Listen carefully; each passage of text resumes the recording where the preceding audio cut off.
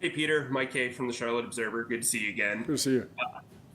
So having worked with Ichiro last season, what should we expect from an Evero style defense?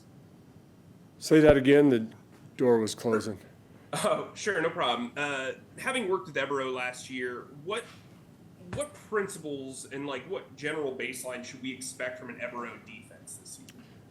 I think the main thing that we can expect is just the effort from the guys. I mean, that's the number one emphasis at this point of the year. It was an emphasis the entire year last year, and to do that within the defense, we don't want to give them a ton to think about from play to play. We just want them to be able to fly around and use their abilities. So that's the first thing we want to see and expect to see.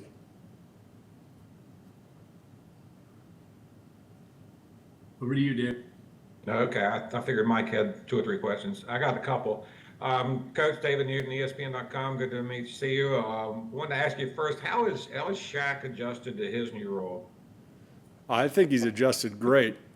He's a smart, wily veteran, I like to say, and he's practicing like one of the high-level linebackers in the league. Felt like we had a couple high-level guys in the past within our schemes, and he looks the part just like the previous guys we've worked with. And how much of all will you work with Jeremy Chens, and what will be his role with the linebackers? I mean, a lot of that I defer to Coach E as far as what we're doing. I think it's pretty public knowledge that he's been a nickel quite a bit with us, but beyond that, we'll see what he can do, and I'll defer to the strategist of Coach E and let him have fun with him. But will he actually play? I mean, one of the linebacker roles in this defense at all? We'll see. At this point, obviously, we haven't gotten that far, but we'll see what the future holds because, like a lot of our secondary guys, we see him as a superhero. We just don't know, which cape he'll wear really from day to day. And the last thing I want to ask you is, what do you see from Dom Capers' influence in this season? I think it's a huge influence because he's been executing and calling a lot of these calls that we have for the past 30 years plus. So he's got experience within each call against each possible look. So that's a huge sounding board for all of us, but obviously a huge sounding board for Coach Evero. And then I like to sit as close to him as I can just to kind of absorb what I can in any meeting setting. But I think it's a huge influence and a huge help for all of us. Thank you very much. Thanks, David. We'll go to Jeff Hawkins and Mike K. Good afternoon, Coach. Can you hear me? This is Jeff yes. Hawkins from the Charlotte Post. Yes. Yes, how you doing? Just one quick question on the growing pains of moving to a 3-4. What do you see? And the second question is, can you describe a bumper pool's compete level? Okay. I would say the growing pains are not necessarily specific to moving to a 3-4, but more specific to having a new scheme and new language. A lot of the guys have already executed the techniques that they're doing now in different schemes. They're just learning a new language. So I think that's probably the main aspect of any so-called growing pains. And then Bumper is a guy that's come in and, jumped right in as far as playbook goes. Rookie meetings, we have extra meetings for all the rookies. So he's showing his, football aptitude and learning ability really quickly. And that's fun to see. And knowing a guy that has that much production in the past in his history, we're looking forward to the time when we get to see some of that with pads on and that sort of thing. But he's jumped right in as far as his learning capabilities. Any questions with his injury? I don't think so. I don't talk medical stuff. It's not my what I've studied or my background, but he's been able to go to meetings, go to practice, and execute some of the drills and that sort of thing. So as far as I'm concerned, he's right there with us. All right, thanks, Coach. Hey, Pete, Mike again. Just curious about Frankie Louvu. He obviously is a very strong blitzer. He's kind of been projected to us as a guy who's going to move inside outside. What have you seen from him, and is there a guy that you previously worked with that you would compare him to potentially? I think I'm going to go backwards with your question, but I think he's pretty unique. There's not a lot of guys that start out on the line of scrimmage and move backwards, and he's already done that before we got here. So that's impressive in itself. Yes, he's a good blitzer. The stats, the film speaks for itself. But he made a number of plays, huge plays off the ball last year as well, with whether it's an interception or causing fumbles. I mean, his production's off the charts. So, I'm excited to work with Frankie. I'm excited to see him every single day because he's got that type of personality. But, I can't really compare him to many people. He's very unique, and he's exciting to have on our team, on the good guys. Along that same line, having to maneuver some unique trait guys at linebacker, what's your working relationship in practice with Tim? Oh, working relationship is great. He's a little more, as an outside backer coach, he's a little more related to the D-line than us. I mean, if you just take a snapshot, you could argue, you could call us a 5-2 as opposed to a 3-4, which is the same as everybody.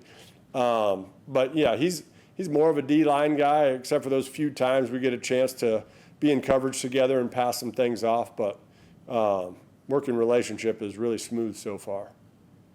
Thanks. Let's go over to Deshaun and Joe Person. Good morning, Coach. Or afternoon.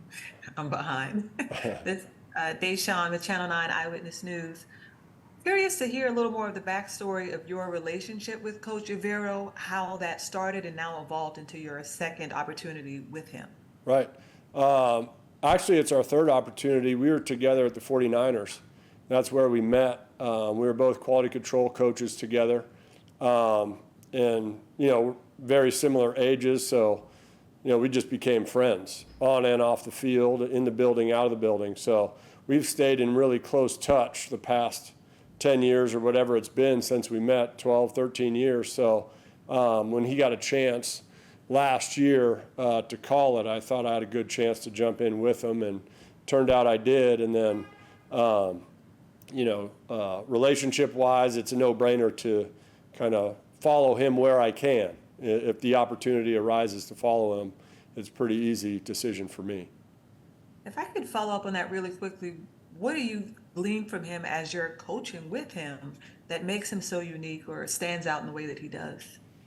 I think just the way his brain works is very impressive. How he runs a meeting is very impressive.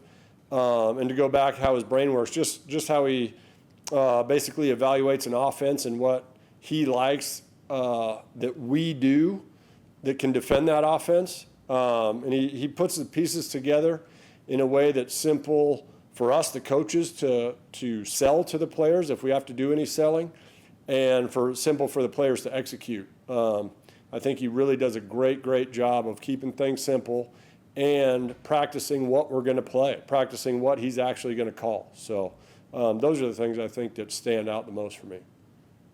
Thank you. Hey, Coach. Joe Person with The Athletic. Welcome to Charlotte. Thank you. First off, just since we're getting to know each other, Pete or Peter? To be perfectly honest, I don't care. So whatever sounds easier for you to say. Some people, people choose different ways all the time to address me. So I'm good either way. Cool. You mentioned, or you used the expression superhero a little bit ago, I think in reference to Luvu. Is that a term that you and he use a lot? Is there anything kind of tied to the defense, or is that just a cool word you like to use? It's a word I stole from our secondary staff, our secondary coaches. It was related to Chen. You know, height, weight, speed, and then when we see him actually do things on the field, and it's like, whoa, I didn't think he could do that. And we could relate to anybody, but I stole that word, so it's not mine. And then I had a little offbeat one for you. You were at Stanford at the same time as Christian McCaffrey, and wondered if you got to know him well or know Ed at all, and just your background with Christian. Right. I really didn't get to know his family very much. I mean, I think good enough to say hello and that sort of thing. But yeah, I spent a lot of time around Christian, never in the same, you know, position meeting room, obviously, being different sides of the ball. But yeah, he's awesome. I think anybody in Charlotte knows he's awesome. You know, can pretty much do anything. The superhero thing fits with him. But I mean, play the piano, the harmonica, then whatever he wants to do on the field, whatever he wants to do on a basketball court. He's like, you know, the modern version of Bo Jackson or something. He's pretty impressive. Thanks very much, Peter. For sure. David, we'll go back to you. Yeah, Peter, wanted to ask you, mentioned, I think you worked with Israel at San Francisco's quality control. Yes. I'm curious, is that route for coaches coming up through the league now more prevalent now than, I mean, back in the way back, you thought people went to high school coach, college coach, and moved their way up. Does it seem like that's become more prevalent? You guys go straight to there instead of going backwards to high school? I don't know about that. I started in high school and then went to the college level as a college level quality control, followed by the NFL level quality control. So I feel like a lot of the veteran coaches have similar stories in that, you know, this is how we used to cut up film, and, you know, everybody's hard story coming up and everything. But I mean, Coach E started out, I think, more at Davis, his alma mater, and then moved up to some NFL opportunities as well, quality control wise. So I think it's fairly common to start at high school or college still to this day. And I definitely know there are some guys that get their first opportunity as well as in the NFL. So everybody has a different story, really, coaching wise.